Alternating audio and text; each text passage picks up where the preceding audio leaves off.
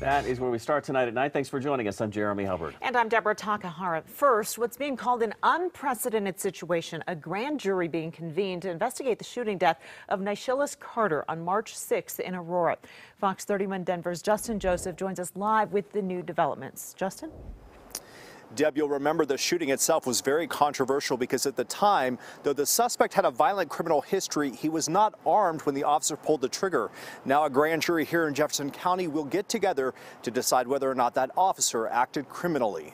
In a highly unusual move, the Jefferson County District Attorney announced he will convene a grand jury to investigate the March death of Naeschylus Carter, who an Aurora officer shot and killed near 12th and Laredo. It's extremely unusual for a district attorney to convene a grand jury in an officer-involved homicide. Carter's attorney says he applauds the decision, arguing Officer Paul Giroux shot Carter unnecessarily. When Mr. Carter was shot, he was surrendering and unarmed. We do know those facts. Those are just some of the facts about the shooting the grand jury will hear about.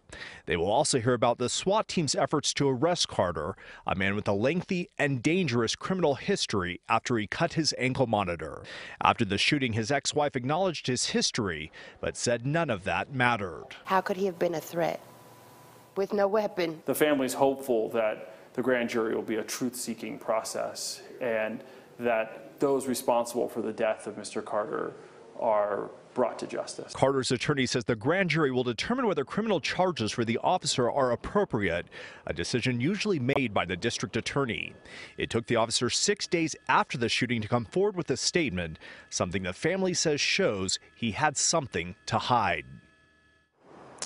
Now remember, this shooting happened at a time when police shootings nationwide were under intense scrutiny. This was an Aurora shooting, but it was investigated by Jefferson County. Tonight, Aurora police and the Carter family released this statement in part saying, quote, "We recognize that a joint statement at this time may be unusual, but this is an unprecedented situation. The Aurora Police Department and the family of Mr. Carter want peace in our community." Reporting live, Justin Joseph, Fox 31, Denver.